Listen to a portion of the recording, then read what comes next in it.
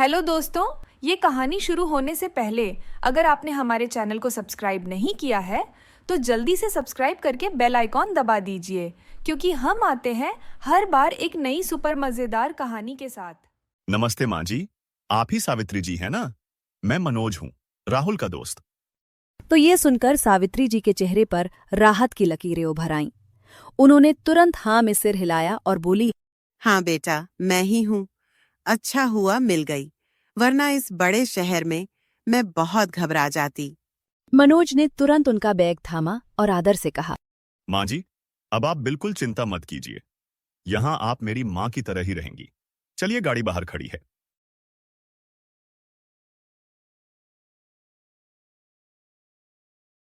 गाड़ी में बैठते ही सावित्री जी के मन में एक सुकून सा उतर आया।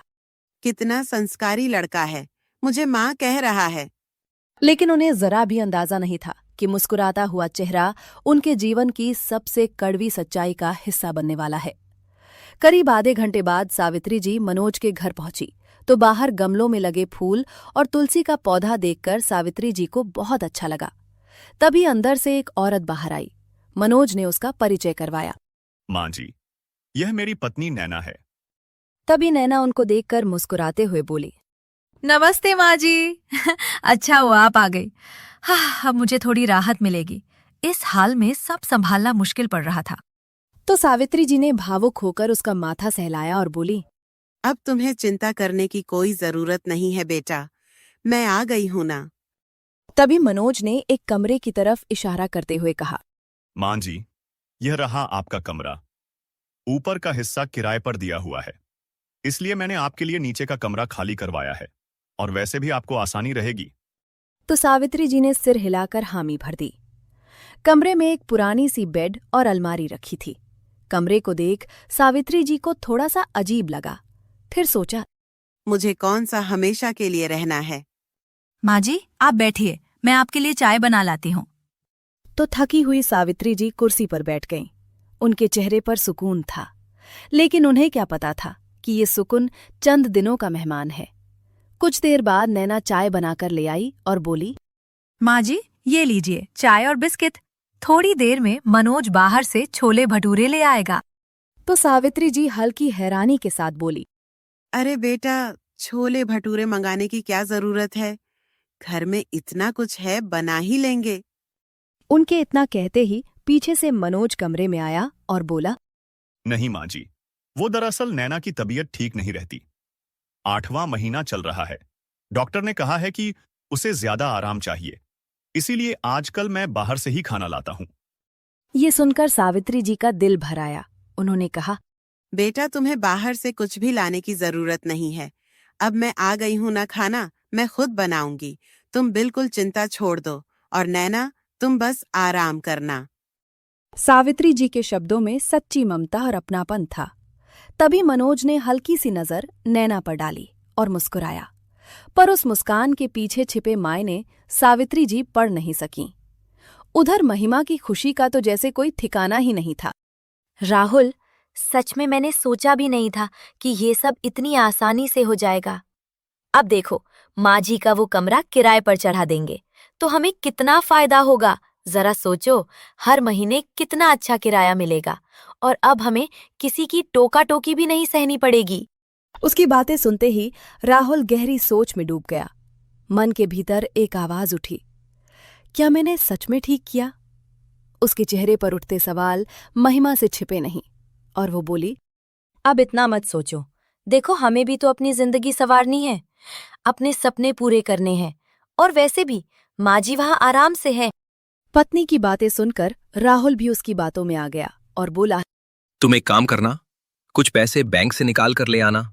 बहुत दिनों से खुलकर मजे नहीं किए हैं, आज खुलकर मजे करते हैं। इतना कहकर राहुल ठके लगाकर हंसने लगा। अब वे दोनों अपनी जिंदगी के मजे लेने लगे और वहीं दूसरी ओर उनकी मां सावित्री जी मनोज के घर नौकरानी की तरह काम में लग गईं। अगले दिन सुबह 9 बजे सावित्री जी गर्मा-गर्म पराठे बना रही थीं और नैना अभी भी बिस्तर पर लेटी थी। इतने में मनोज अंदर आया और मुस्कुराकर नैना से बोला, देखा, मैंने कहा था ना, कि अगर वह आ जाएंगी तो तुम्हें कुछ भी करने की जरूरत नहीं पड़ेगी। तभी नैना ने करवट लेते हुए धीमे स्वर में कहा, सच में तुम बिल्कुल ठीक कह रहे थे। अब तो लग रहा है जैसे घर में नई जान आ गई है। चलो नैना, नाश्ता करते हैं, फिर मुझे निकलना भी है। कहते हुए दोनों बाहर आ गए तो सावित्री जी टेबल पर चाय और नाश्ता रखते हुए बोली, आओ बेटा, गर्मा गर्म खा लो। तभी पराठे का एक निवाला मुंह में लेते ही नैना मुस्कुरा कर बोली, माँ जी, आपने तो कमाल ही कर दिया। इतने दिनों बाद घर में असली स्वाद आया है, वरना मेरी तबीयत के चलते मैं तो ठीक से रसोई में जा भी नहीं पाती थी। मनोज ने भी सिर हिलाते हुए कहा, सच कहूं माँ जी, आप आ गईं तो हमें सुकून मिल गया। अब लगता है घर में कोई अपना है जो हर चीज संभाल लेगा। सावित्री जी के चेहरे पर संतोष की चमक थी। उन्हें लगा कितना प्यार करते हैं दोनों मुझसे, बिल्कुल मेरे बेटे बहू की तरह। लेकिन अभी वो इन सब से अनजान थी। कुछ दिन इसी तरह बीत गईं। एक दिन दोपहर में सावित्री जी खाना बना रही थी, तभी मनोज का फोन गूंजा। उसने फोन उठाया तो दूसरी ओर राहुल था। हाँ राहुल, सब ठीक है। तुम्हारी माँ अभी रसोई में खाना बना रही है, चाहे तो बात करा दूं। तभी नैना ने मनोज की तरफ देखा। जैसे बोल रही हो, क्या जरूरत है बात कराने की। मनोज इनकार करने ही वाला था कि तभी रसोई से आटे से सने हाथ पोंछती हुई सावित्री जी दौड़ी चली आईं। उन्होंने फोन झटपट हाथ में लिया और कांपती आवाज में बोली, राहुल बेटा, कैसा है तू और बहू कैसी है? माँ की आवाज सुनते ही राहुल की आंखें थोड़ी भर आईं। फिर धीरे से बोला, सब ठीक है माँ, आप कैसी हैं?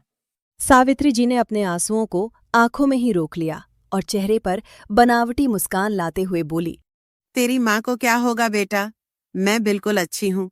अभी आलू के पराठे बना रही थी। सावित्री जी कुछ और कहना चाहती थी, पर तभी अचानक कॉल कट गया। Hello hello. सावित्री जी बार बार पुकारती रह गईं।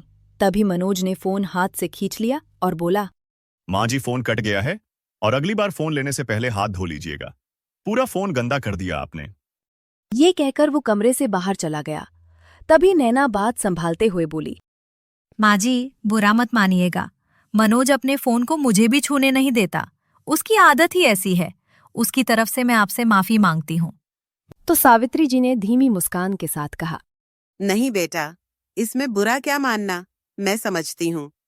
लेकिन भीतर ही भीतर उनका दिल किसी अनकही टिश से भर गया। बेटे से बात ना हो पाने की तड़प और मनोज का इतनी सी बात पर चिढ़ जाना सावित्री जी को अंदर ही अंदर खाए जा रहा था। धीरे धीरे दिन ऐसे ही बीतने लगे और अब तो रोज मनोज और नैना सावित्री जी के साथ ऐसा व्यवहार करने लगे थे मानो वो कोई नौकरानी हो। सावित्री जी को ये बात बिल्कुल भी समझ नहीं आ रही थी कि आखिर कोई ऐसा व्यवहार कैसे कर सकता है, जबकि वो तो केवल मदद करने आई थी। कई दिन बीत चुके थे और उनकी राहुल से भी कोई बात नहीं हो पाई थी। जब भी वो अपने बेटे बहू से बात करने को कहती तो मनोज कोई न कोई बहाना बनाकर बात टाल देता, यहाँ तक कि उन्हें घर से बाहर भी नहीं जाने देते। वो घर अब घर न रहकर सावित्री जी के लिए एक पिंजरा बन गया था। अगले दिन नैना आराम से सोफे पर बैठकर टीवी देख रही थी।